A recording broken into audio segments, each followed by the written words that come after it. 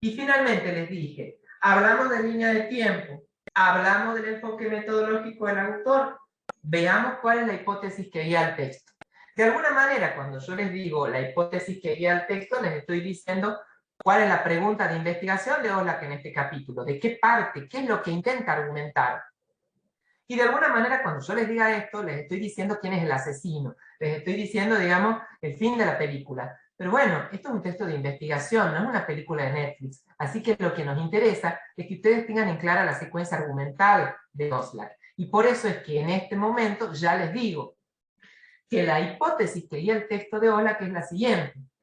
Él lo que busca es tomar distancia de esa interpretación historiográfica generalizada en nuestro país que ve el acontecimiento histórico en el siglo XIX en Argentina como una sucesión de eventos que se explican a partir de la tensión que enfrenta a unitarios y federales. ¿Qué es lo que dice Oslak? No, acá las dificultades para constituir un Estado-nación, el que se haya demorado más de 50 años en zanjar este conflicto entre Estado de Buenos Aires y Confederación Argentina, tiene que ver no con la tensión esa unitarios y federales que surge en el periodo de Rivadavia, sino con algo más material, algo que tiene que ver con el tercer atributo de la estatidad de la que hablábamos recién. Tiene que ver con la falta de capacidad, porque carece esa estructura que se quiere ensayar de legitimación para qué, de legitimidad para qué, perdón, para la extracción de recursos de la sociedad civil por parte de la Confederación Argentina, según sus pretensiones, porque ¿qué quería la Confederación Argentina? Viéndolo a este conflicto desde el lado de la Confederación Argentina. Quería constituir un Estado-nación sin Buenos Aires, pero esto era inviable porque implicaba que se perdían los recursos de Buenos Aires que obtenía por su control de la aduana y el puerto, o la posibilidad de que la Confederación Argentina sumara a Buenos Aires, pero con la cláusula de que Buenos Aires compartiera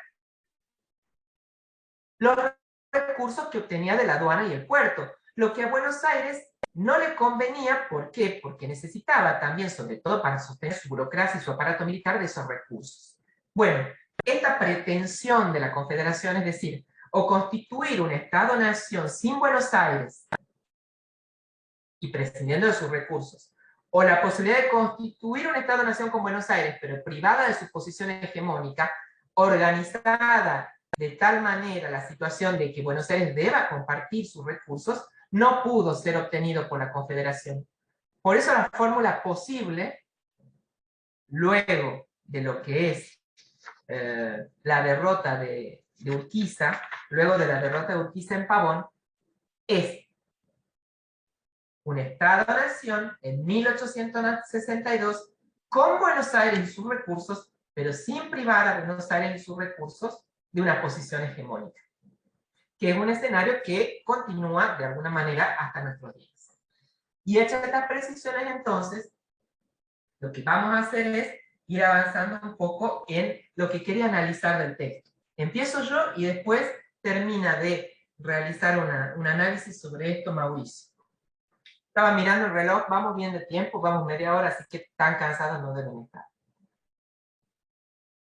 Empecemos con las líneas centrales de trabajo, sobre todo porque, como yo hablaba con Mauricio, es un texto que tiene pocos subtítulos, no es especialmente didáctico, entonces es importante que ustedes puedan trabajar según algunos ejes vertebradores de ese texto.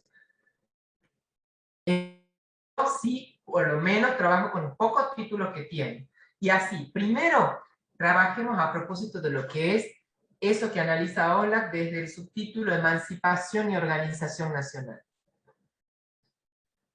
Aquí Oslak en lo que se detiene es en qué factores han dificultado una sucesión automática del Estado colonial al Estado nacional. Porque piensen esto. En ocasión de la Revolución de Mayo, lo que la monarquía hispánica tenía reservado para el Cono Sur era el virreinato del Río de la Plata, un gran invento de los Borbones, porque antes existía solamente el virreinato del Perú, con la impronta burocrática, administrativista y organizada de los Borbones es que para disciplinar mejor esta zona que cada vez adquiría mayor relevancia económica por el puerto de Buenos Aires, es que diseña el virreinato del Río de la Plata. Pues bien, la ruptura con la monarquía hispánica sustituir inmediatamente ese aparato de dominación del Estado colonial por el Estado naciente. ¿Qué factores han conspirado para todo eso? Para que sea tan dificultoso hacer una sucesión automática de Estado colonial y Estado argentino. Por un lado, la falta de una clase dirigente criolla capaz de suplantar el liderazgo y la legitimidad y el control político y territorial ejercido por la corona, en ese esquema que yo les decía del virreinato del Río de la Plata, las fuerzas centrífugas que se desatan ante la ausencia de un centro de poder alternativo al de la corona, es decir, las tendencias secesionistas de las provincias del interior, que se organizaban en torno de caudillos como centros de poder, y que se organizaban así porque estaban separadas del centro de poder Buenos Aires por una enorme geografía agreste. Por una geografía agreste en la que había franjas territoriales bajo dominio indígena, en la que había desiertos. Por eso es que Orlac, y me parece que muy atinadamente señala, para que nosotros no nos quedemos con esa interpretación, digamos, del Facundo de Sarmiento, de recuerdos de provincia de Sarmiento, de verlos como monstruosos a los caudillos o a las montoneras. Lo que dice Orlac es que estas unidades de gobierno local no eran una forma aberrante de organización social destinada a perpetuar el poder a los caudillos, sino que era la solución posible por el circuito económico de las Provincias Unidas, del que vamos a hacer algún análisis dentro de un momento. Entonces, por eso, porque era muy difícil organizar articuladamente todos estos escenarios atravesados por una enorme diversidad cultural, geográfica, es que esta fue la fórmula posible también. Por ejemplo, hay un cuento de Manuel Mujica Lainez que relata en una galera, en un carro, digamos, un viaje desde lo que es el sur de la provincia de Córdoba a lo que es provincia de Buenos Aires, en el cual se analiza pormenorizadamente todas las contingencias que tenían que atravesar las personas que acometían ese desafío, ¿no? Entonces había falta de comunicación, porque no había medios de transporte, había situaciones de enorme aislamiento, había territorios con ocupación indígena, ¿no?, que eran un riesgo para estos medios de transporte, las carretas. También había una geografía agreste, miren lo que es el desierto de Santiago del Estero, lo que es la zona de las Salinas, lo que es la zona del norte de Córdoba. Entonces era muy difícil organizar una comunicación fluida de la sociabilidad política. Esto llevaba a la falta también de una identificación fuerte de los pueblos que componían esa vasta unidad política. De alguna manera esto se va a acotar cuando se pierdan los territorios por la secesión del Alto Perú, Bolivia, digamos, Paraguay y la banda oriental, que crean los revolucionarios cierta conciencia de necesidad de defender la integridad del territorio heredado por la corona. Pero bueno, les situaba. Es central que se trata de un escenario humano, un escenario físico, un escenario político enormemente heterogéneo. Si nosotros vemos las diferencias regionales al interior de las Provincias Unidas, vamos a ver lo siguiente. Pero antes vean, me encanta este mapa porque da acabada cuenta de qué hablamos cuando hablamos de este lapso 1851-1862. A finales de 1852, miren lo que es la Argentina. Miren lo que es la Argentina. Es solo lo que está marcado con color. Esto es la Confederación. Y lo amarillo es Buenos Aires, que ni siquiera es el Buenos Aires que conocemos hoy en día, es un pedazo de Buenos Aires. Todo lo demás bajo ocupación indígena, también el Chaco, también la Patagonia. Pues bien, si tenemos que precisar un poco las diferencias regionales con Oxlack, tengamos en cuenta que la región pampeana tiene una inserción en el mercado internacional mediante la exportación de bienes pecuarios, acá no hablamos de agro todavía, acá hablamos de vaquitas. Exportamos bienes pecuarios, importamos productos industrializados. Es un punto fuerte el control del mercado externo por parte de Buenos Aires, por su control de la aduana y el puerto de Buenos Aires, y también se destaca dentro de lo que es la región pampeana el hecho de que la estancia funciona como tanto una unidad productiva como una unidad político-social de la vida de campaña. Tal unidad político-social es que justamente de esos circuitos de sociabilidad va a surgir una figura como la de Juan Manuel de Rosas. Por otro lado tenemos la región mediterránea, que es todo esto, que es la más grande geográficamente hablando. Hay muchas incluso asimetrías. Lo característico de esta región es el atraso, digamos, pero a su vez hay diferencias regionales. Y esto tanto durante la época colonial como luego de la época colonial. ¿Qué diferencias regionales podemos detectar? Por un lado tenemos la zona, digamos, centro y norte. Esta zona durante la colonia tiene un desarrollo económico grande por el circuito económico conformado con las minas potosinas, Alto Perú, y con la posibilidad de salida también por el puerto de Lima. La actividad económica estaba vinculada estrictamente justamente a la dinámica de producción de las minas potosinas. ¿Qué proveían estas zonas, el centro y el norte? Carretas, animales de carga, tejidos. Es decir, llevábamos mulitas que, pobrecitas, con el altiplano duraban 30 días trabajando en los tornos de las minas potosinas y después se morían. Así que ahí no había como mucha cuestión ecológica. Y después tenemos en esa región otra zona con cierto desarrollo en lo que es Cuyo. Pero acá el desarrollo, más que con el circuito económico con las minas potosinas, va a tener que ver directamente con el puerto de Lima, pero a través del contacto comercial con Chile. Y por la actividad agropecuaria o agrícola. Y finalmente, sectores Catamarca y La Rioja, que son, dentro de este sector debilitado, sectores también más dentro de lo que son estas provincias del interior, como la región mediterránea, como una situación de atraso, estas dos provincias como especialmente atrasadas, porque no participaban ni del circuito con Chile, ni del circuito con el Alto Perú. Después de la colonia, después de la época colonial, este esquema también se mantiene. Mantiene su atraso La Rioja, mantiene su atraso Catamarca. Sin embargo, empeora la situación tanto de las provincias del centro y del norte como de las provincias de Cuyo. ¿Por qué? Por un lado, porque se agotan las minas potosinas, entonces ya se corta ese circuito económico. Y por otro lado, porque se van a cortar las conexiones con el puerto de Lima cuando pase a control español. Pase a ocupación española. Esto en cuanto a la región mediterránea. Finalmente llegamos a la región del litoral, el ámbito del que surge Urquiza.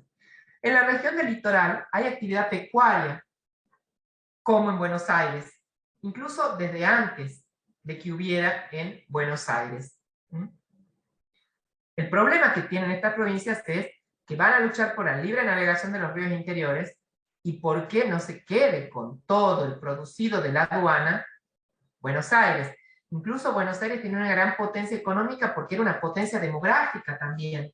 Ellos estaban en condiciones, dice Ola, por ejemplo, de recibir productos que recibían, digamos, de las importaciones, y los barcos que llegaban, por ejemplo, de Europa, podían vender su producto dentro de lo que era el ámbito de la provincia de Buenos Aires. No pasaba lo mismo en las provincias del litoral, que no tenían la capacidad económica como para comprar toda la carga de los barcos.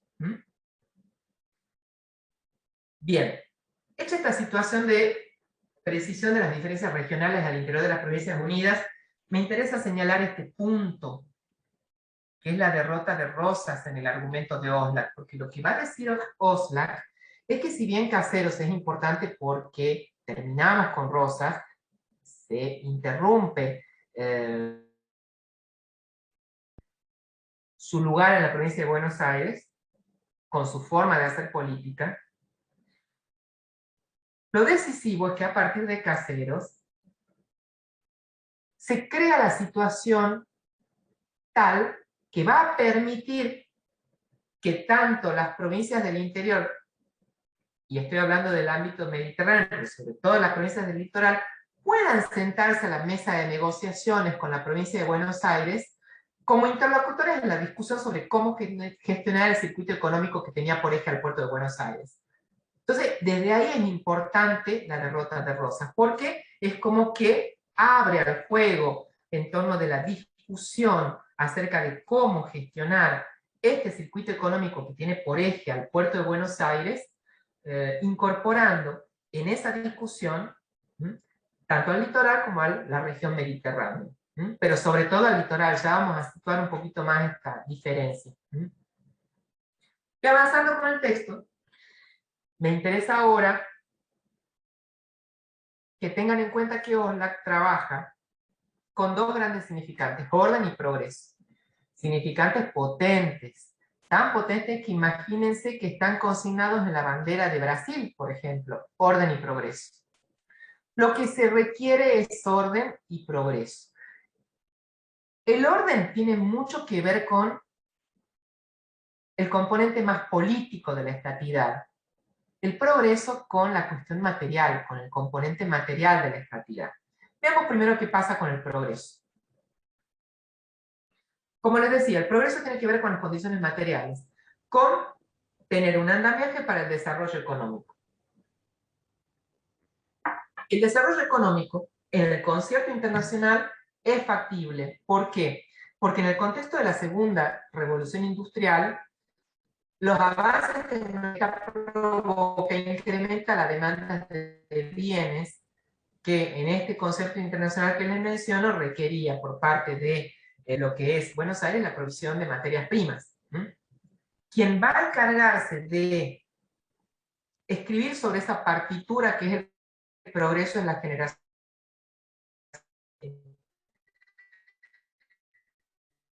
que va a pensar el romanticismo con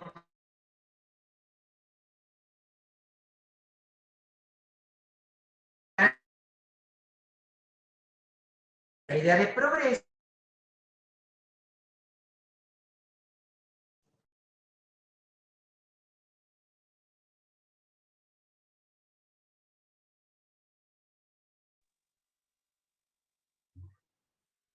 Disculpe, profesor, pero no se escucha bien.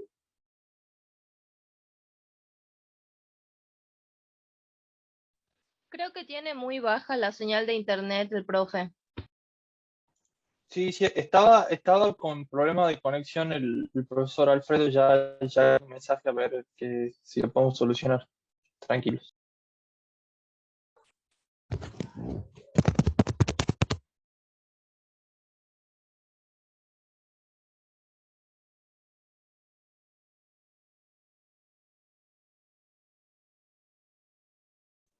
Mauricio, recién me acabo de caer. ¿Hasta dónde llegué?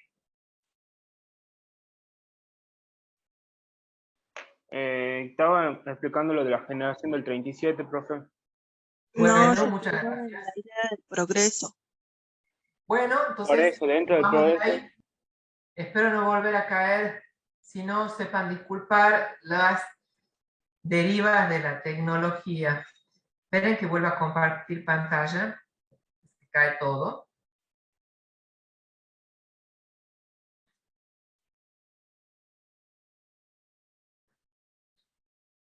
Bien, entonces lo que les decía es que el progreso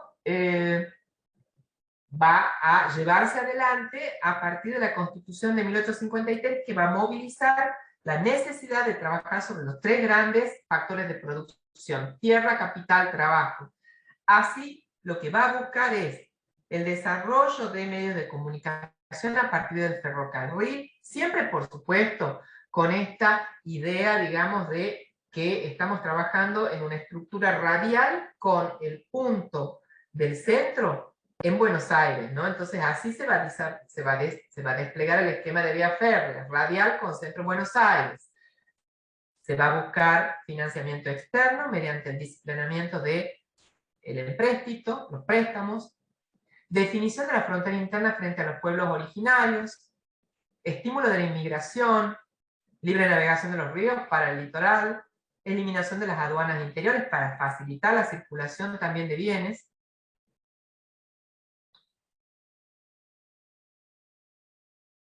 Y aquí, cerrando, digamos, la cuestión del progreso, quiero que les quede claro, y retomando la hipótesis de Oslak, de la que les hablaba yo, es que después de Caseros, durante casi una década, Buenos Aires se mantienen escindidas comunidades políticas independientes. Tengan en cuenta que esto se revela porque Buenos Aires reserva para sí el componente de la estatidad que tiene que ver con la externalización del poder, maneja sus relaciones internacionales. Tenemos dos estados.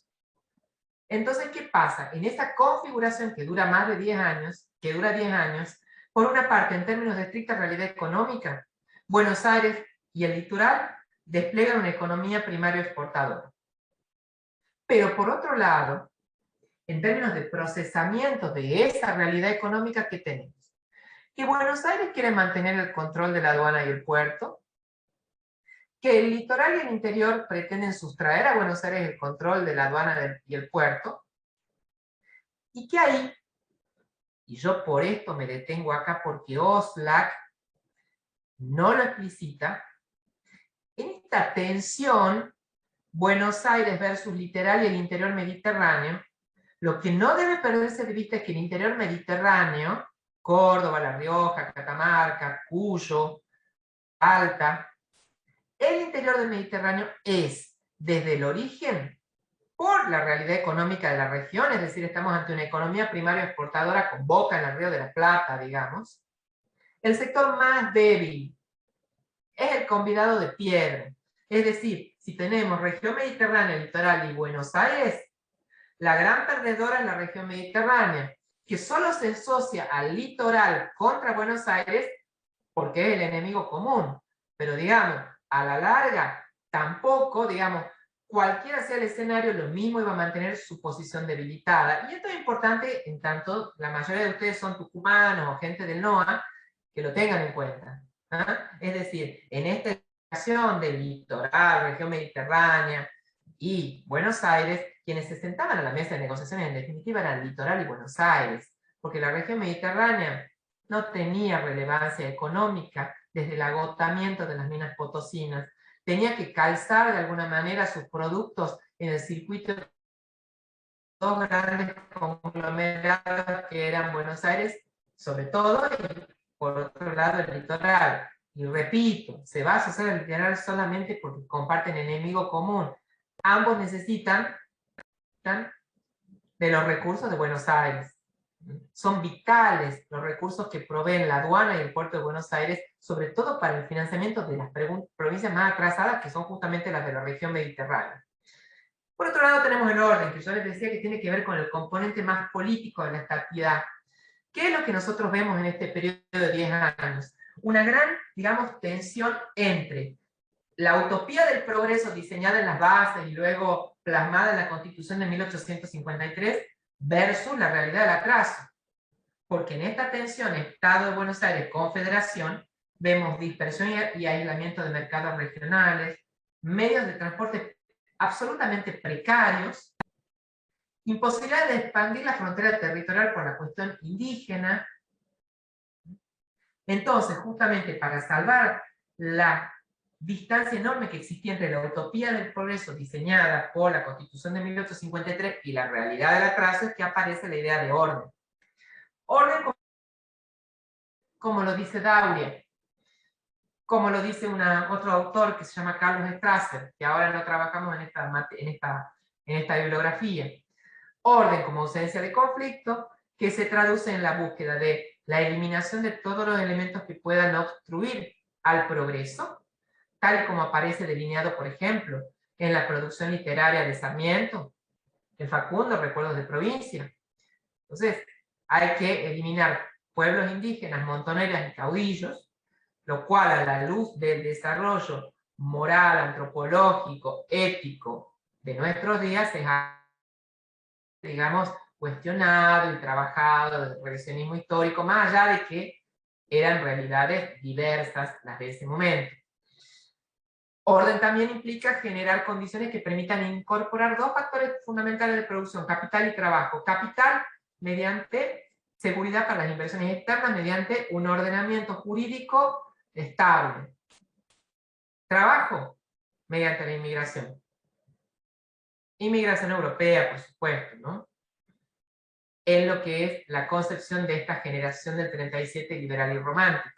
Y finalmente, generar un Estado que cuente con reconocimiento externo de su soberanía. Es decir, que ya deje de haber una soberanía, que deje de manejar Buenos Aires sus relaciones internacionales y que se genere un solo Estado con un solo manejo de relaciones internacionales, con además un ejército nacional, algo que no se puede conseguir, y los esfuerzos de Urquiza son tremendos en este orden y no se logra conseguir porque falta plata, ¿no? Y finalmente será desplegado con Mitre, Sarmiento, Avellaneda, y finalmente la generación del 37.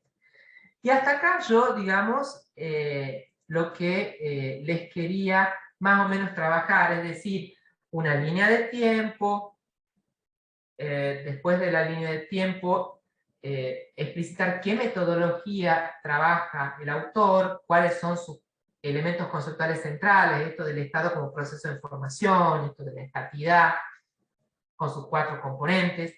Después trabajar ya lo que tenía que ver con la hipótesis que vertebra el texto y lo guía, y finalmente analizar estos elementos, ¿no? ¿Cuál era la situación, digamos, de las provincias unidas, de las provincias unidas, las diferencias regionales, orden y progreso? Y ahora con Mauricio van a trabajar un poco todo lo que tiene que ver con cómo se lleva adelante la organización institucional en este proceso tan convulsionado. ¿Te parece, Mauricio? Sí, Alfred, muchas gracias. Bueno, como dice Alfred, yo voy a hablar ahora de la etapa final del proceso de organización nacional, de la organización institucional propiamente dicha. Hacemos un poco. Como ya vieron recién con Alfred, en 1852 tuvo lugar la batalla de Caseros, en que Urquiza logra al fin la derrota de Rosas. ¿Qué pasa después de esta batalla?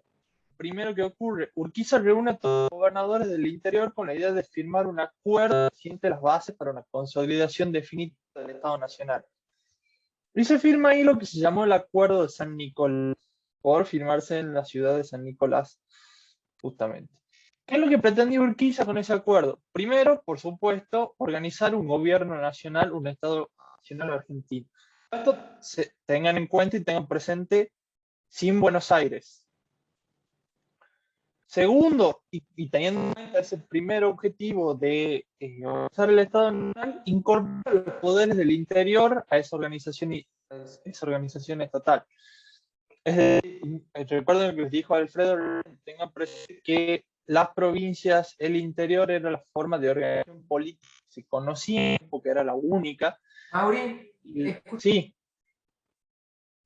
Te está oyendo entrecortado. No sé si te parece dejar de compartir el video a ver si se aliviana la comunicación. Tratar de dejar de compartir pantalla un rato o algo, porque está medio entrecortado. A ver, me saco los auriculares a ver si es eso. Bueno.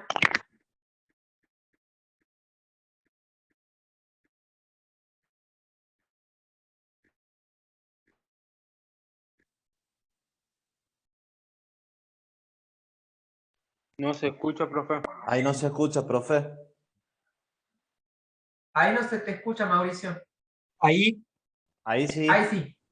¿Me escuchan mejor? Sí, por lo menos por ahora sí. A ver, hago un repaso entonces de lo que venía diciendo. Ahora en esta parte de la clase yo le voy a hablar un poco de lo que fue la organización institucional del Estado argentino, o lo que hoy conocemos como el Estado argentino propiamente dicho. Hago el repaso, lo que ya vieron con Alfredo recién. En 1852 tiene lugar la batalla de Caseros, en la que Urquiza logra la derrota de Rosas. Y a partir de eso lo que hace Urquiza es convocar a todos los gobernadores del interior. También se lo dijo Alfredo recién, Buenos Aires queda separado, sin unirse a la Confederación en ese momento, y convoca a todos los gobernadores del interior con la idea de firmar un acuerdo entre ellos con la idea de consolidar definitivamente un Estado nacional. Y se firma el Acuerdo de San Nicolás. ¿Qué buscaba Urquiza con este acuerdo? Bueno, primero, organizar un gobierno nacional. Segundo, incorporar los poderes del interior del territorio a esa organización estatal, que las provincias sean partícipes, o mejor dicho, consientan esta organización estatal. Tengan presente lo que dijo Alfredo recién, hasta ese momento la provincia era la única forma de organización política, no sé si la única forma, pero la forma de organización política por excelencia. El poder conocido y realmente respetado en todo el territorio de lo que hoy es Argentina era el poder provincial. Y la condición con la que se firma el Acuerdo de San Nicolás es que las provincias respetan y apoyan la organización de este Estado Nacional siempre y cuando se respete su autonomía. Y Buenos Aires, en ese marco, como le digo, queda absolutamente independizada, separada, bajo un control militar y sin formar parte de la Confederación. Y en ese marco, ¿qué es lo que hacen las provincias en el acuerdo? Dicen, bueno, listo, vos nos reconoce la autonomía, ¿y qué hacen? Le dan a Urquiza el cargo de director provisorio de la Confederación Argentina. Y con este cargo de director provisorio le dan a Urquiza la potestad de reglamentar la navegación de ríos interiores, organizar una administración general de los correos y todo lo que tiene que ver con transporte y comunicación. Y además con eso disponía de fuerzas militares permanentes de cada provincia para que formen parte de un ejército nacional, y las provincias debían contribuir al gobierno nacional con sus recursos financieros. Ya vamos a volver sobre estos dos puntos en un ratito. Volvamos a Buenos Aires un segundo. Buenos Aires, ya quedando autónoma, Urquiza, como le digo, queda con una intervención militar, y Buenos Aires no reconoce los pactos que buscaban esta organización nacional, y por eso se niega a integrarse a la Confederación Argentina. Y ahí empieza el principal problema que tuvo la Confederación Argentina, particularmente de los mandatos de Urquiza y después lo que fue Derqui, que es la cuestión financiera. La ausencia de Buenos Aires en la Confederación Argentina deja a Argentina sin la principal fuente de sus recursos fiscales, que eran los recursos aduaneros. El circuito económico de Buenos Aires con el mercado exterior era el único que podría llegar a juntar recursos suficientes para solventar la construcción de un aparato institucional a nivel nacional. Y ninguna de las administraciones provinciales contaba con todos esos medios. ¿Qué es lo que termina pasando entonces en la realidad? Las provincias, si bien se habían comprometido a aportar recursos para para esta organización nacional, para esta confederación, la que termina aportando la mayor cantidad de recursos al director es Entre Ríos, que es la provincia que Urquiza gobernaba. Y Entre Ríos formaba parte del litoral, que, como dijo Alfredo recién, también era el único sector del interior que contaba con cierto peso económico por tener capacidad de un mercado exterior y un mercado aduanero por la salida de los ríos. Aquí Oxlack les va a decir que algunos gobiernos como Santa Fe, Córdoba y Mendoza hacían algunos aportes medio por convenios con el gobierno del directorio, pero lo cierto es que la mayoría de esos recursos los aportaba el gobierno de Entre Ríos. Y aquí entramos con el otro tema que es necesario para un Estado nacional, que es el aporte de recursos humanos para un ejército. No puede haber una organización nacional y un Estado nacional sin un ejército. Y otra vez, dice Oxlack, cuenta Oxlack, la única fuerza que realmente dependía directamente del gobierno nacional era el ejército de Entre Ríos. Las demás provincias, la única forma en la que aportaban hombres para el ejército de la organización, de la confederación, era a través de convenios bilaterales que Urquiza tenía que celebrar con cada provincia en cuestión, pero no se trataba de un aporte ni estable ni institucionalizado, sino que era para una situación concreta. Y a eso se le suma que el gobierno de la Confederación tampoco lograba institucionar una renta nacional. Entonces, le fue muy complejo, mejor dicho, nunca consiguió Urquiza durante su mandato organizar un aparato estatal responsable de la recaudación monetaria y, hablando de monetaria, ni siquiera instalar un medio de circulación de capital uniforme. Nunca se logra instalar una moneda de la Confederación. tampoco existía un mecanismo de organización de rentas y crédito, tampoco existía un mecanismo aduanero, ni un mecanismo portuario, y todos los sistemas que Urquiza intentó implementar terminaron fracasando por uno u otro motivo. Y volviendo a la moneda, Urquiza también intentó crear una moneda, también intentó crear un banco nacional, pero lo cierto es que la moneda se depreció rápidamente y el banco terminó cerrando, porque en realidad no había ingresos genuinos para el Estado. A partir de ahí, bueno, Urquiza también pretende centralizar los ingresos aduaneros de todo el país, dando una administración de Hacienda y Crédito a las distintas provincias, pero lo cierto es que, cuenta Oxlack, las aduanas siguieron siendo manejadas por las provincias. Entonces, todas las provincias que tenían algún tipo de mercado exterior, particularmente las del litoral, por ser las más pesadas en ese sentido, seguían manejando los recursos de su aduana y no hacían realmente el aporte sustancial al gobierno nacional, no se traducía en recaudación para el Estado, para la organización nacional, para la Confederación. Entonces también fracasa esta búsqueda de una recaudación, lo que en definitiva termina generando que la Confederación nunca se estabilice económicamente. Que, volviendo un poco a lo que le dijo Alfredo recién, termina siendo el principal problema que tiene la Confederación. Piensen ustedes en todo el aparato institucional que implica diseñar un Estado, más con la extensión que tenía en ese momento el territorio argentino, que si bien era bastante menor a la que es hoy el Estado argentino, seguía siendo una extensión territorial bastante amplia, y el no contar con una forma de recaudación le terminó implicando un problema, le terminó generando un problema más grave. Y a eso tengan en cuenta ustedes que la Confederación tenía constantes gastos de guerra, que aquí es donde también se demuestra un poco por qué las provincias no terminaban aportando a sus hombres al ejército nacional, o cuando lo aportaban eran bajo condiciones de realizar estas tareas. Y durante la Confederación había una vigilancia absoluta de la frontera con Buenos Aires, por el constante recelo que existía para evitar una invasión de Buenos Aires y la permanencia de una amenaza hacia Buenos Aires, pero también había ejércitos apostados en las fronteras de las provincias hacia el interior para evitar la invasión de comunidades indígenas. Entonces, a la dificultad que ya tenía el Estado Nacional para recaudar, se le sumaba que tenía que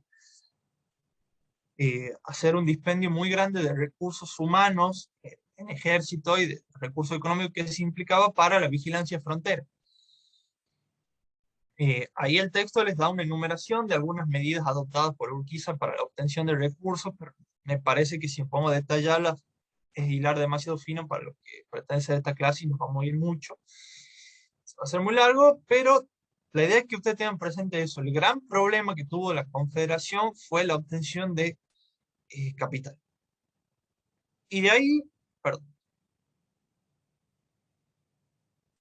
¿Qué pasa entonces? Recuerden ustedes, la Confederación se forma después de Batalla de Caseros, 1852.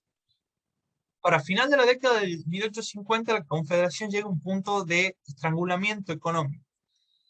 Tiene una deuda desproporcionada en relación a sus recursos genuinos. ¿Por qué? Porque, como les decía recién, la única forma que la Confederación había encontrado de obtener recursos era a través de un endeudamiento. Pero era tan grande el nivel de deuda que tampoco podía seguir tomando más deuda. Entonces, esto también trae aparejado un fracaso en la conformación de un ejército nacional, también por lo que los ejércitos al fin y al cabo seguían respondiendo directamente a las provincias, y el proyecto de confederación ideado por Urquiza termina fracasando. Sin embargo, sí ocurrieron algunos eventos, si se puede llamar positivos, durante ese lapso que ahí marca Oxlack. El primero, dice Oxlack, es que se produjeron avances decisivos en los vínculos entre las provincias. Hay un acercamiento entre los gobiernos de cada provincia y, dice Oxlack, todos los territorios dan un primer paso hacia la formación de un mercado único para la eliminación de barreras internas aduaneras y la eliminación y la nacionalización de las barreras externas, de las aduanas externas, perdón, que luego sería plasmado en nuestra Constitución Nacional. Dice Osla que esto termina siendo más bien una declaración de principios y una cuestión formal que práctica, pues de lo práctico las aduanas las seguían manejando las provincias, como les dije recién, había restricciones internas por distintos motivos que él enuncia ahí, pero no deja de haber un avance al menos desde la persecución de un objetivo, desde la búsqueda de una idea de unificar aduanas y eliminar ciertas restricciones económicas. Y otra cosa que dice que es importante Oxlack es que todo el territorio se mantiene bajo la jurisdicción de instituciones que tomaban decisiones de índole nacional y que el gobierno de Urquiza gozó de cierta estabilidad política y de reconocimiento de su soberanía. A ver, tengan cuidado. La condición para mantener la estabilidad que le habían puesto las provincias a Urquiza cuando se firmó el Acuerdo de San Nicolás, como les dije recién, era que éstas conserven su autonomía, por lo que en realidad casi ninguna de las instituciones de índole nacional tomaba decisiones de alcance nacional. Pero, y las provincias seguían siendo el polo político por excelencia. Pero sí reconocían una autoridad nacional como tal, sin discutir su sola existencia, no sé si me entienden, no había una intención de derrocamiento de una autoridad nacional, había una idea de que pese a que las provincias eran autónomas, había una autoridad nacional por encima, que lo ocupaba Urquiza, con determinadas instituciones y demás. Y eso es lo que lo considera importante y un factor de estabilidad porque viene un poco a dar también un primer paso para una posterior configuración definitiva de lo que fue el Estado argentino. Y ahora me meto en el segundo subtítulo de esta última parte del texto de Oxlack, que es el que dice organización institucional y alianzas políticas, que es aquí donde va a terminar, perdón,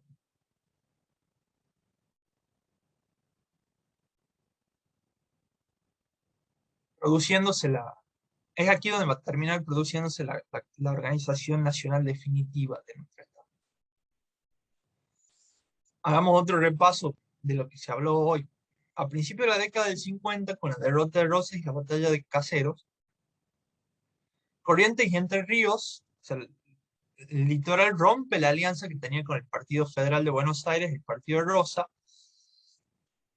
y esta alianza había funcionado a merced de confluencias políticas, de vínculos políticos de las provincias contra el unitarismo, gracias al liderazgo político que ejercía Rosas, un poco en esta idea de orden que contó Alfredo también, y también de las demandas de la satisfacción de algunas demandas de gobiernos provinciales que Rosas había hecho. Dice el autor, si bien en realidad el Partido Federal de Buenos Aires, que es el Partido de Rosas, representaba los intereses terratenientes y comerciales que se identificaban con el circuito económico de la provincia de Buenos Aires y con su propio mercado externo, es decir, representaba también intereses terratenientes del interior, el propio rosismo había postergado una idea de organización nacional. Y entonces, también volviendo un poco a lo que dijo Alfredo recién, cuando el federalismo del litoral decide cortar esta alianza con Rosas, en ese momento lo que pasaba es que había un interior mediterráneo pasivo, y el apoyo, y el litoral en realidad tenía un apoyo activo de unitarios y de ciertos segmentos del federalismo porteño, que también habían participado en conspiración en contra de Rosas porque se enfrentaban a la figura política de Rosas en sí. Entonces lo que dice Oxlack es que, si bien el interior mediterráneo no tuvo participación relevante en el conflicto entre el gobierno de la Confederación y el gobierno de Buenos Aires, esta pasividad le servía al litoral como amenaza, como elemento de presión hacia Buenos Aires, ya que siempre estaba latente que la Confederación, con el apoyo del interior mediterráneo, decidiera atacar Buenos Aires de manera frontal. Entonces, a partir de esta amenaza latente que constituye el interior y la totalidad de la Confederación para Buenos Aires, lo que dice Oxlack que va a ocurrir es que se van a aglutinar todos los distintos posicionamientos políticos dentro de la provincia de Buenos Aires. Eliminado ya Rosas, A Buenos Aires lo primero que le interesaba ahora y en este momento era defender su unidad política. Sabía que la existencia de sectores unitarios o federales en el seno de la propia provincia de Buenos Aires podía dar pie a una posible avanzada del interior sobre la provincia y ya consecuentemente generar una pérdida de su autonomía. Como le dije recién, había sectores federalistas y sectores unitarios y había sectores federalistas que habían llegado a apoyar a Rosas, pero esta amenaza de ver desintegrado el territorio de Buenos Aires los había llevado a unificar posiciones dentro de la provincia. Porque, como les digo, se habían agotado ya sus objetivos con la deposición de Rosas, y si bien los sectores federalistas de Buenos Aires tenían un proyecto de federalización de la provincia, era distinto al que tenía Urquiza y por eso también no habían querido firmar el Acuerdo San Nicolás. ¿Qué pasa entonces? A esta amenaza hay que sumarle también, o mejor dicho, a esta perspectiva también hay que sumarle que las provincias le habían otorgado a Urquiza un poder discrecional, y que otra cosa que tampoco le gustaba a Buenos Aires era que los acuerdos de San Nicolás habían convenido que todas las provincias tengan igual representación de diputados, independientemente de su cantidad de habitantes o de los aportes que le hicieran al Tesoro del Estado Nacional, el aporte de recursos económicos. Lo que Buenos Aires también lo veía como una gran discrepancia, que también motivó que Buenos Aires en su momento no quiera firmar los acuerdos de San Nicolás. ¿Qué pasa entonces? Todos estos sectores de Buenos Aires se alían y logran apoderarse del gobierno de la provincia en septiembre de 1852, solo 7 meses después de la batalla de Caseros. Piensen ustedes, como les dije recién, que hasta eso, desde Caseros hasta septiembre del 52, Buenos Aires había estado bajo una intervención militar de Urquiza. ¿Qué va a hacer Urquiza? Va a reconocer este gobierno autónomo y va a mandar a retirar las tropas que estaban apostadas en las fronteras con Buenos Aires, un poco en Palermo particularmente, lo que hablaba recién.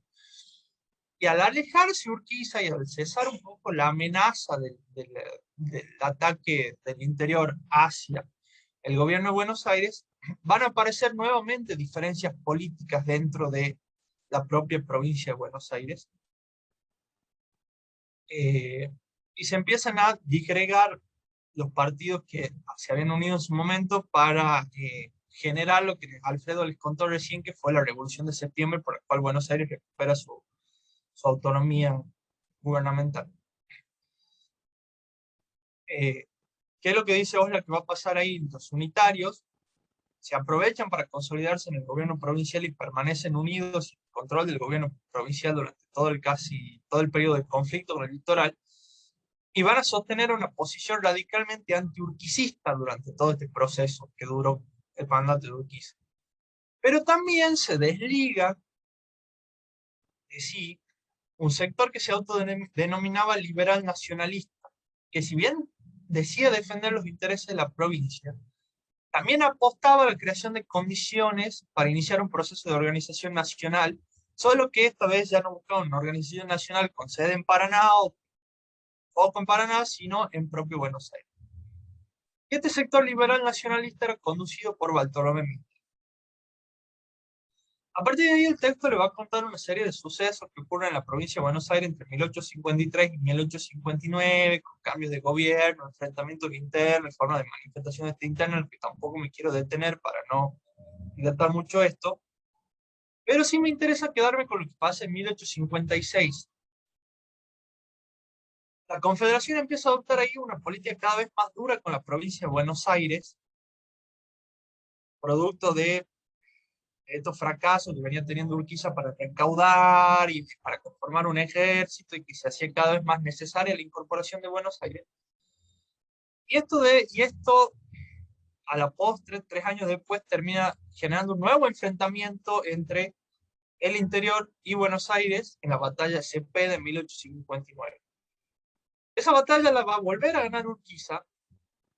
Lo que va a conseguir con esa batalla es que Buenos Aires acepte incorporarse a la Confederación. Recuerden ustedes que en 1853 ya se había sancionado una primera constitución argentina. acepta incorporarse a la Confederación, pero previa revisión de esta constitución por parte de una convención provincial. O sea, Buenos Aires dice, yo me incorporo a la Confederación después de que mis representantes presten conformidad con esa constitución. Lo cierto es que por distintos motivos, desacuerdos con la forma de representación, manejo de recursos y la aduana y demás, la incorporación definitiva de Buenos Aires tampoco se produce después de Cepeda, vuelve a dilatarse, pero se produce un cambio de correlación de fuerza entre la Confederación y Buenos Aires, que sí iba a generar nuevas internas en la provincia de Buenos Aires, que estas internas sí iban a permitir una incorporación final, porque claramente Buenos Aires, después de volver a perder en Cepeda, los sectores más antiurquicistas habían quedado muy, muy debilitados. Y acá dice Oslak que va a quedar una situación de equilibrio inestable entre Buenos Aires y la Confederación, que dejaba latente una amenaza de renovar el conflicto. Entonces ahí Bartolomé Mitre, que tenía una posición de mayor acercamiento con la Confederación, inicia una ofensiva política contra los sectores unitarios que venían gobernando Buenos Aires y termina logrando ganar las elecciones legislativas de 1860 y que después la legislatura lo nombre gobernador de la provincia de Buenos Aires. Y ahí Mitre va a iniciar nuevas tratativas con las autoridades de la Confederación, ya bajo el gobierno de Derqui, y no de Urquiza, que había vuelto a Entre Ríos, para ampliar las bases del Pacto de San José de Flores, que era el pacto firmado después de Cepeda.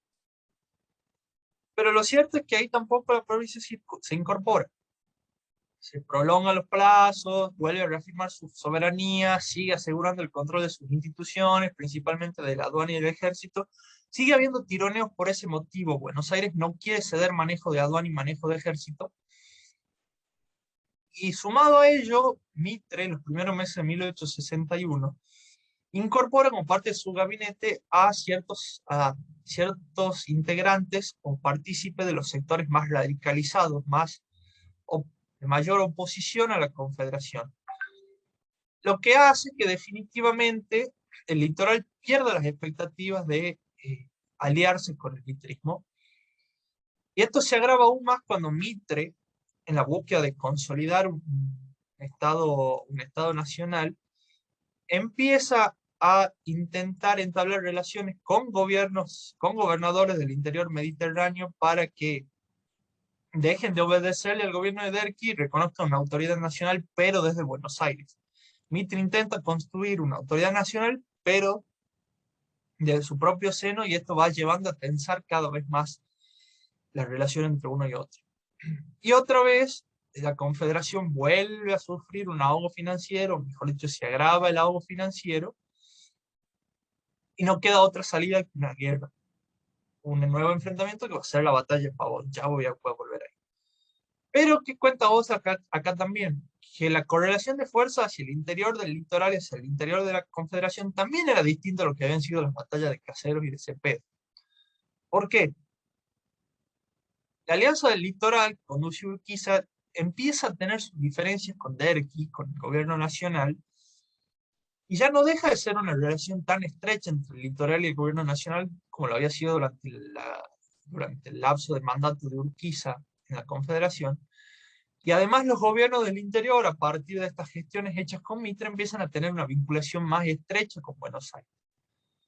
Entonces, en este marco se desarrolla la batalla de Pavón en el 61, y triunfa Mitre en esa batalla. Ahí van a ver que el texto les habla de un dudoso triunfo de Mitre. ¿Por qué dice dudoso el texto? Porque lo cierto es que, según cuenta Oslak, y dicen también otros historiadores, el primer enfrentamiento bélico que ocurre ahí en Pavón, quien queda con una mayor cantidad de hombres y con correlación de fuerzas mayor, termina siendo las fuerzas del litoral, las fuerzas de Urquiza. Sin embargo, Urquiza decide retirarse, sin que queden muy claros los motivos. Como les digo, hay historiadores que hasta sostienen que el ganador de la disputa bélica fue Urquiza, pero que aún así el propio Urquiza decide retirarse. ¿Qué pasa después del retiro de Urquiza entonces? Mitre comienza a avanzar sobre el territorio, sobre el interior mediterráneo. Despliega un plan para ocupar militarmente Santa Fe, fortalece los partidos liberales del interior de las provincias, y se pacifica con el litoral a través de un acuerdo con Urquiza. Y esto lleva a que el gobierno de la Confederación deje de existir en diciembre de 1861 y se delega en Mitre, gobernador de Buenos Aires hasta ese entonces, recuerden eso, el ejercicio provisorio de un poder ejecutivo nacional, y se establece durante los primeros meses de 1862 un gobierno nacional provisorio, aunque estrechamente ligado a las instituciones locales. Después de eso, ahí Oxlack le va a hacer otro nuevo raconto de ciertas diferencias que hubieron respecto en el interior de Buenos Aires, sobre todo que ha aprobado la legislatura en relación al manejo de aduana y ejército y demás. Pero lo cierto es que la delegación en Mitre de el ejercicio provisorio del Ejecutivo Nacional fue la medida que terminó de sentar definitivamente la base de una conformación de un Estado Nacional argentino que definitivamente va a completarse con esa última etapa que mostraba Alfredo en la línea del tiempo. Así que como conclusión de todo esto, y volviendo un poco a lo que se dijo en la clase, va a decir Oxlack en su texto, está claro que la conformación del Estado no es un proceso lineal, ni que esté exento de conflictos, ni que la Revolución de Mayo haya sido de por sí un camino que necesariamente debía derivar en la conformación de un Estado argentino, de lo que hoy conocemos como Estado argentino, sino que estuvo atravesada por una fuerte disputa de manejo de poder, y más que nada de manejo de poder, manejo de recursos económicos, manejo del mercado, manejo de salida del extranjero, manejo de instituciones, de ejército, de capital, y fue así como, en definitiva, se termina conformando el Estado argentino.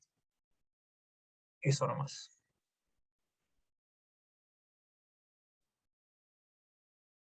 Bueno, Mauricio, excelente, buenísimo.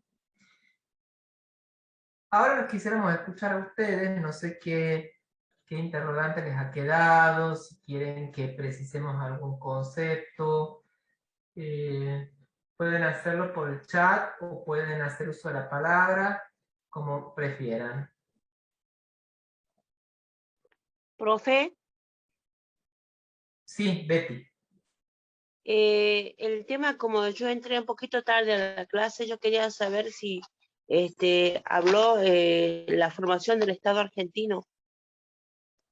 Sí, en toda la primera parte hay un trabajo hay un análisis acerca de ese concepto, digamos, de cómo se construye en el pensamiento de Oxlack y cómo tiene aplicación en el análisis de este capítulo, que tiene que ver justamente con este decenio 1851, 1850. Claro. Ah, bueno, Así que eso sí está trabajado, ya la clase queda grabada y lo podés consultar en todo caso. listo, profe. No hay nada, no hay problema. Ya les vamos a subir a la hora virtual el PowerPoint que usé, las diapositivas que usé.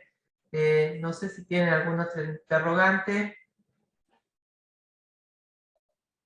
Por favor, yo quisiera saber Sí. cuándo es la clase del 21 o el 19, el 20 o el 21 es la clase de recuperación, por favor, del primer parcial. A ver, ya la cuestión de lo que es el parcial va a ser Mauricio, ayúdame, el jueves 21, ¿verdad? El jueves 21 va a ser el parcial. Jueves Ya les vamos 21, misma modalidad que la otra vez, se estará informando durante el transcurso de esta semana o principio de la semana que viene los turnos. Esperen con eso, se van a informar, pero no tenemos ahora la división de turnos y demás. Estamos haciendo el recuento de cuántos estudiantes están en condiciones de recuperar, de divisiones de letra y qué sé yo, y de ahí unos días antes se estarán informando los turnos de examen. No va a ser oral referencia, va a ser multiple choice como fue fue la primera instancia. Profesor. Muchas gracias, profesor, y muy linda la clase, bella. Profe, ¿y va a ser hasta la unidad 8? ¿Cómo? El Va a ser recuperatorio es exactamente igual que el primer parcial, digamos, recuperatorio primer parcial, o sea, no comprende la unidad 8. Acá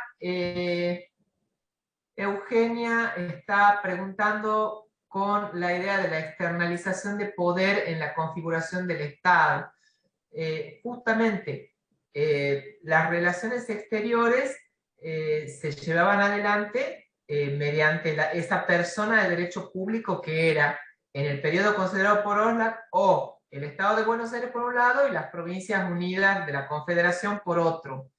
Solo luego de que finalmente se incorpora a Buenos Aires con su posición hegemónica es que ya el Estado argentino logra adquirir ese componente de la estatidad que es la externalización del poder como una sola unidad, digamos.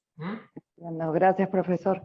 No, por favor. Se me hacía raro pensar cómo se negociaba en el exterior diciendo que habían dos Argentinas, digamos. Claro, es que bueno, por un lado era el Estado argentino, era el Estado de Buenos Aires y por otro lado la Confederación. Esos eran los actores de las relaciones internacionales en ese decenio. Entonces todas las relaciones económicas o políticas tenían como, digamos, sujetos o al Estado de Buenos Aires o a la Confederación hasta que se forma, digamos, finalmente con la incorporación de Buenos Aires el Estado argentino. Bien, profesor, gracias. Le hago una consulta del parcial. Sí. He hecho varias consultas porque mi nota se subió como ausente, pero yo estuve en el parcial, yo lo rendí. Y he preguntado en varios lugares ya, inclusive en el centro de estudiantes, pero no tengo respuesta y no sé si tengo que recuperar o no. ¿Vos en qué comisión estás? En la 4. Bueno, ya vamos a consultar entonces, ya vamos a... ¿Vos sos Eugenia Martín? Sí. Ya vamos a consultar entonces en el grupo para ponernos en contacto con la comisión 4. A ver cuál es tu situación. Vos tendrías que, digamos, tratar de insistir comunicándote con la comisión 4. ¿Me entendés? Porque ahí estás matriculado. No tengo comunicación digamos, en nuestra página de la clase, en el campus, no hay para dejar la consulta, no hay foro, y le he mandado mensajes a varios de los profesores, pero no tengo respuesta. Yo le pido disculpas de pedírselo por acá, pero necesito saber... Sí, o sea, la idea es que en principio es por la comunicación esa privada, así que ya les estoy informando ya a los docentes de esa comisión que necesitas saber si tu nota ha sido finalmente cargada.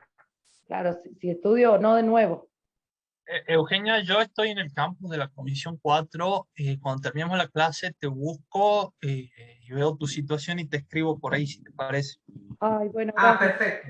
Hagamos así ya no dilatamos más. Yo estoy en esa aula. Me escribieron varios chicos, les contesté a varios. La verdad que no vi tu nombre, pero bueno, como eran muchos, tal vez se me pasó. Disculpe que se la haga por aquí, pero...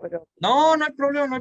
Mejor, como te digo, me escribieron varios y tal vez en esa cantidad, en ese malón, me quedó algunos sin responder. Así que ya reviso tu situación después de la clase y estoy mandando un mensaje por ahí. Otra consulta en el mismo sentido para ir terminando con este tópico es de Fernanda Suárez, que dice que figura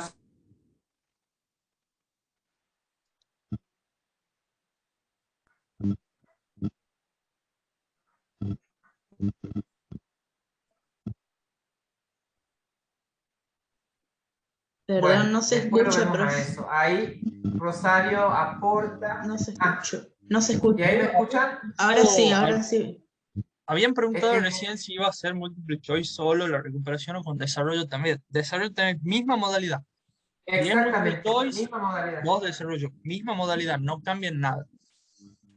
Lo único que queda definir es los turnos que se van a definir de acuerdo a la cantidad de estudiantes que tengan que rendir de cada comisión y a los horarios de campus que nos habilite la facultad. Se rinde el día 21 porque campus virtual, por una cuestión de funcionamiento, nos da ese día para asegurarnos de que el campus solo va a ser ocupado por ustedes para evitar colapsos.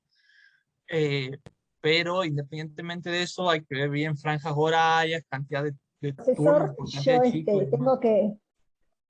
yo tengo que recuperar porque me he equivocado de comisión. Yo era la 2 y creía que era la 4. Por eso no he rendido, perdón. Ok. Profe, Otra cosa.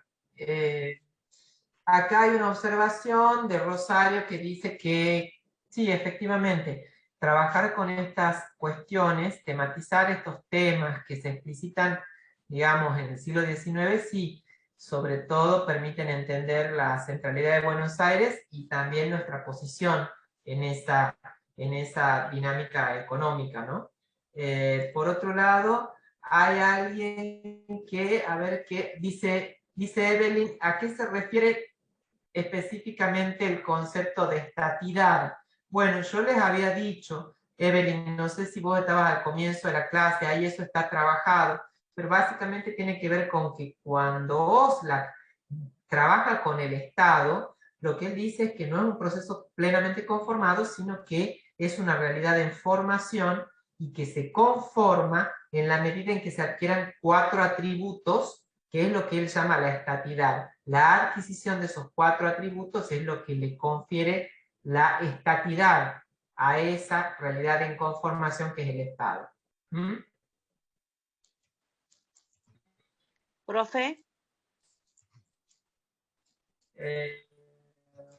Esta de la profe, de si no es subtítulos, mucho yo creo pedir, que básicamente, sí, ¿qué? perdón, si no es mucho pedir el listado de los alumnos que están para rendir, para recuperar, si no es Nosotros mucho a pedir. eso lo tenemos, eso es un proceso, digamos, de armado de cada comisión, en el cual, digamos, los que rinden el recuperatorio son aquellos que desaprobaron el primer parcial o aquellos que están ausentes. Entonces, en función de su situación, usted determina si tiene que rendir, digamos, más, nosotros también lo controlamos.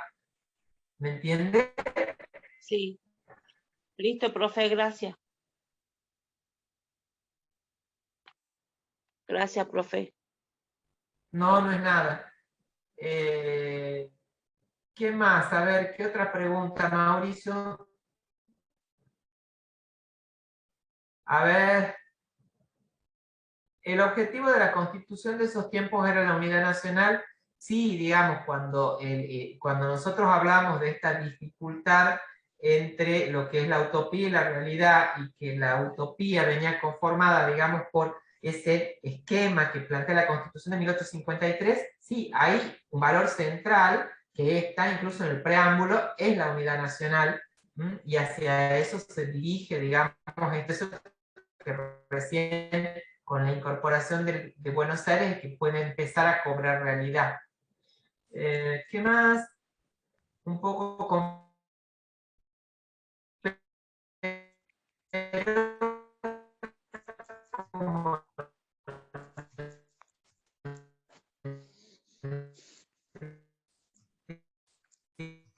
Se le cortó a Alfredo. Hasta que vuelva. Dan mucho. Presentó Mauricio. Ahí está. Sí. Te había cortado, Alfredo. Si querés retomar, pues te cortó. Ah, perfecto, perdón. Les decía que trabajando con las clases de manera positiva, más los textos, leyéndolos un par de veces, no deberían tener problemas. Y les sumaba que lo que vos trabajaste, Mauricio, tenía que ver con la secuencia de acontecimientos en la que a nosotros lo que nos interesa es que ustedes tengan en cuenta todas las tensiones que están implicadas en esa negociación, o que a veces se hace por la vía de la guerra, que a veces se hace por el intercambio diplomático, que dificulta que haya, lo que dice Oxlack, una sucesión automática del Estado colonial a lo nacional. También, Alfred, agregando, la idea también un poco es Acá romper dice con un ese... Jimena, profe, no entiendo cuando habla del fracaso que tiene el gobierno de Paraná en el proyecto.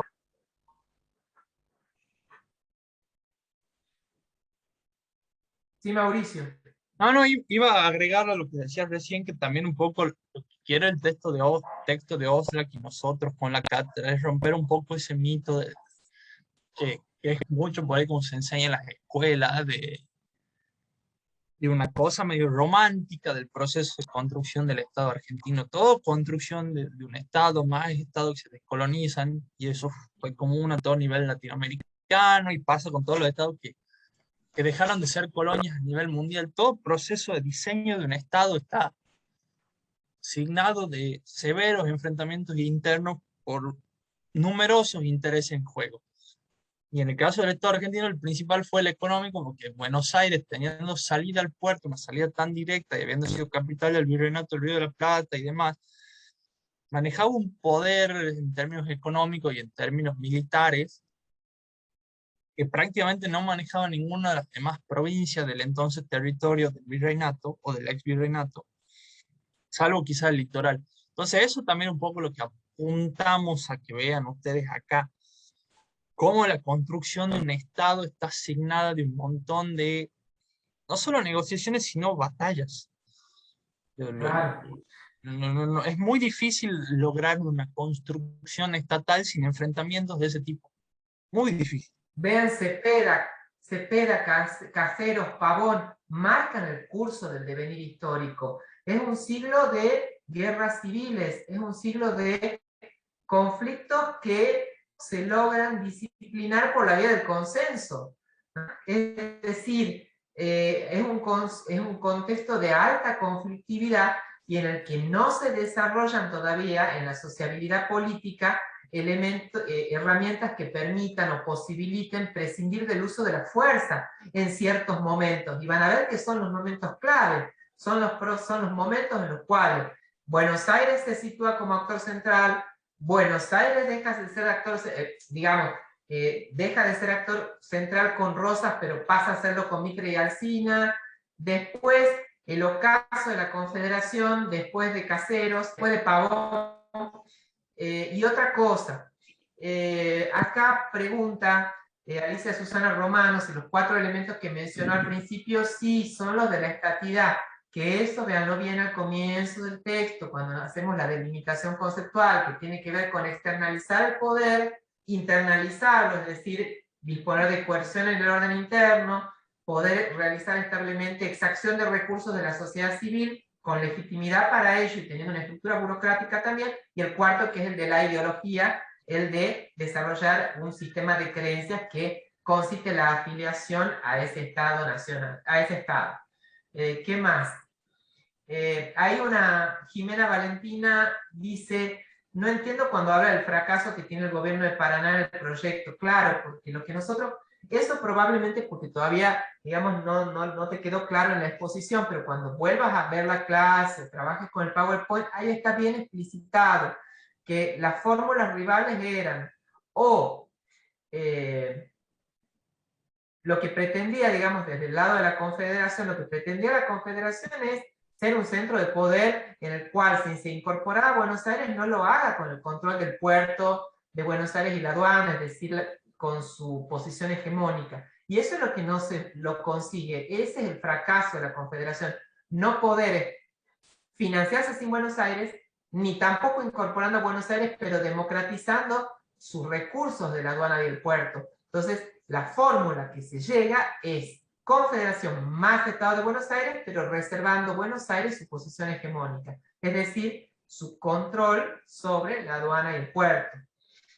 ¿Qué otra pregunta? Bueno, creo que ya estamos bien. Profesor. Sí. Entonces, cuando pasa eso, que Buenos Aires se une a la Confederación, sigue manteniendo el poder sobre el puerto y demás. Claro, ¿cierto? es lo que termina. Sí. Entonces, las demás provincias tenían que. ¿Cómo hacían para poder exportar o alguna de esas cosas? ¿Tenían que Buenos Aires le cobraba un impuesto, aduana, algo de eso? Mauricio, ¿querés contestar algo? ¿Vos que viste bien esa parte o algo? Sí, a ver, la sanción de la Constitución, piensen ustedes que termina imponiendo una prohibición de aduanas locales. Sí. O sea, la Constitución hoy en día, hoy vigente, prohíbe expresamente el establecimiento de barreras económicas internas, al menos del estilo aduanero. la aduana de Buenos Aires va a terminar nacionalizándose, pero Buenos Aires va a retasear mucho esa cesión de la aduana, y si bien se va a terminar nacionalizando, el centro del control aduanero va a quedar en Buenos Aires. ¿Me entendés lo que te digo, Karina? O sea, hoy en día la aduana en el país, si bien hay distintas entradas aduaneras, de mercaderías, mercados exteriores se han ampliado y demás, lo que logra Buenos Aires dice, bueno, yo cedo mi aduana, pero el centro sigue siendo acá. Que todo pase por acá. ¿Entendés lo que te digo? Y yo desde acá comando. O sea, Karina, Y en esa fíjate que... distribución, perdón, a ver, por No, eso también hoy en día hay una diferencia tan grande en términos estructurales y económicos, lo que es Buenos Aires de el resto de las provincias. Que hoy Buenos Aires sigue siendo una ciudad aduanera, piensen ustedes, no solo implica el manejo de la aduana en sí, sino toda la estructura que se genera alrededor de una aduanera en términos de puerto, de puestos de trabajo, de instalación de comercio, de edificaciones acordes para albergar mercaderes, para albergar mercadería. A ver, traigo un ejemplo al día de hoy, a ver si con eso lo terminas de entender. Cuando Alfonsín quiso trasladar la capital del país a Viedma, o cuando hoy Alberto Fernández dice quiero descentralizar las capitales, vos pensás que Buenos Aires termina logrando unir en un solo lugar capital política de la nación y capital económica. Entonces esa es la gran conquista de Buenos Aires, que termina siendo la ciudad aduanera, la ciudad donde a su vez se digita toda la organización de la estructura nacional, aún reconociendo ciertas autonomías a las provincias y demás. Pero ahí está la importancia de lo que consigue Buenos Aires, que termina nacionalizando la aduana, pero quedándose con el control del aparato aduanero, de la estructura aduanera en términos de asentamiento físico, y quedándose con el control de la cabeza del gobierno nacional. ¿Se entiende, Karina? ¿Para dónde estamos yendo? O sea, fíjate vos todos los problemas tributarios que generan las leyes de coparticipación. Fíjate que aún hoy en día no se logra zanjar el tema de una circulación fluida por el Paraná, que permanentemente hay problemas con el otorgamiento de las concesiones de las empresas que tienen que, por ejemplo, mantener la navegabilidad de las vías, porque requieren servicios permanentes y que tienen altos costos para que puedan penetrar en los sectores más altos del Paraná los buques de mayor calado que no llegan. Entonces, el tramito hasta Santa Fe sí, pero los superiores hasta Misiones no llegan los barcos de mayor calado. Fíjate, por ejemplo, que en el concepto del Mercosur, un punto central era para romper con esa estructura radial, digamos, hacia Buenos Aires de todas las comunicaciones, fue generar un corredor bioceánico que ligue Sao Paulo con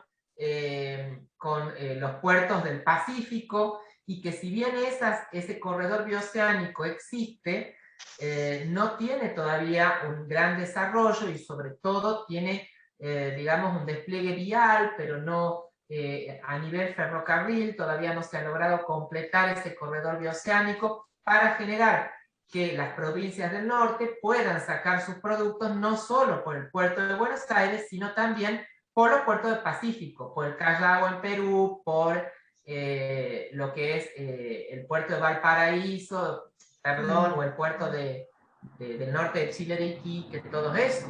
Entonces ven cómo esa estructura en la cual lo que se configura es un esquema de poder con pregnancia de Buenos Aires se mantiene, ¿me entendés? Porque como te dice Mauricio, aun cuando el andamiaje jurídico parecería indicar que en la medida en que haya una aduana nacional, entonces todo eso se distribuye, en el esquema de poder real, por distintos mecanismos o tributarios o fácticos, como son los de las vías de comunicación, la posición hegemónica de Buenos Aires se mantiene.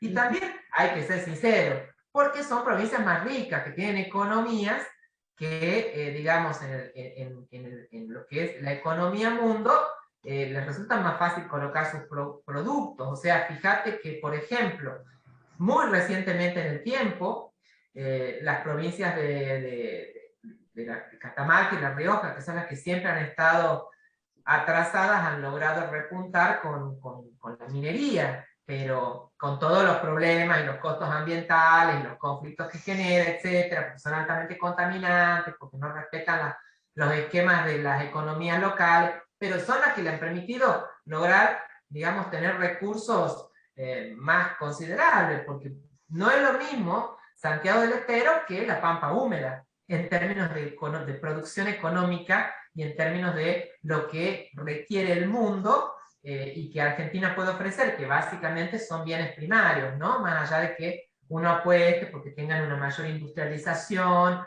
para que tengan un valor agregado que permita su colocación en un sentido de intercambio económico más rentable, pero a la larga esa es nuestra realidad. No es que Buenos Aires sea malvada y sea mala con el NOA, digamos, el NOA per se es más atrasado por esas dificultades también geográficas, de economía. Sí. Gracias, ¿Algo muchas más? gracias. Claro, ahí está la metáfora, Dios está en todas partes, pero atiende en Buenos Atiende Aires. Buenos Esa Aires. frase que resume, digamos, este tipo de dinámicas, de estructuras, de distribución de político y económico. ¿Algo más, Mauricio? No, por mi parte, no veo más preguntas tampoco. Bueno, entonces creo que, está viendo el chat, creo que estamos en condiciones de ir cerrando. Espero Profe. que sirva y repito. Sí, Si te me escucho, permite, Fernando. yo quería consultar, lo puse ahí en el chat, pero no me leyeron, sobre el tema de la devolución de los exámenes parciales. Bien. No te había leído. Mira, nosotros, por ejemplo, yo estoy en la comisión número 3. Yo estoy a cargo de la comisión 3. Nosotros cerramos el periodo de solicitud de exhibición de exámenes ayer a la medianoche, con lo cual a eso lo vamos a estar viendo entre mañana y pasado, por ejemplo. Y creo que el mismo proceder van a tener las otras comisiones. Pero era solo de la revisión para desaprobados, ¿no? Los demás no podíamos ver la revisión. Tengo entendido, Mauricio, no sé si esa restricción que teníamos en contenidos transversales se duplicó acá en TV del Estado. Sí, en algunas comisiones, como por ejemplo, en el campus. Sí, en la comisión 4 dijimos solo desaprobados, terminamos abriendo también para chicos ausentes, porque hubo algunos casos de chicos que tenían nota y figuraban ausentes, entonces lo abrimos también para ausentes, pero estudiantes aprobados, no, eso seguro. Bueno, porque me hubiera gustado ver en que me equivoqué. Aunque en una ya sé que me quería morir, que fue algo de lo que escribió usted, por leer mal en el múltiple. ¿Profe? Sí.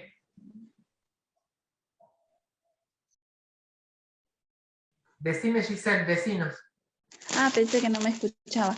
Yo no pude rendir el parcial, todo figuro como ausente, entonces tampoco puedo visualizar, digamos, ¿verdad?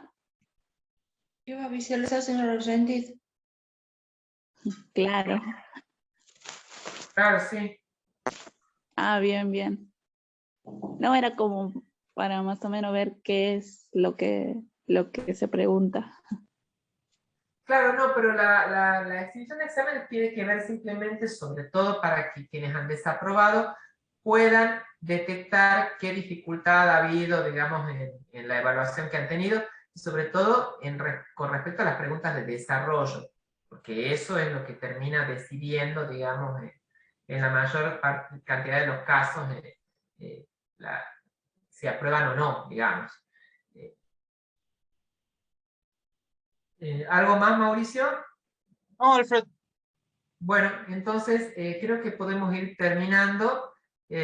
Muchas gracias por la paciencia con los problemas de conectividad, con nosotros, con las dificultades de estar comunicándonos por este medio en entorno virtual, les quiero decir. Así que bueno, seguimos en contacto y ya nos veremos. Con nosotros dos se van a ver en la unidad 14, creo, en la última. Así que bueno, que estén bien, y los que han desaprobado estudien, y los que han aprobado prepárense para lo que es el segundo parcial, teniendo en cuenta que es oral y que eso exige que tengan un trabajo más intenso con textos, porque hay que defenderlos oralmente, digamos. Lo cual exige otras competencias, ¿se entiende? En cuanto al manejo del texto. Así que los que superen esta instancia, mucha atención con eso. Mucha ¿Qué suerte. unidad para, Estamos... ¿qué unidad Sí, para la dime. próxima? Las que faltan. De la 8 hasta el final. Habían Claro, dicho una que clase, poco. una Profesora, clase habían semanal dicho- de cada unidad en plenario, todos los martes. Hoy por Esta restricción fue clase, miércoles, porque...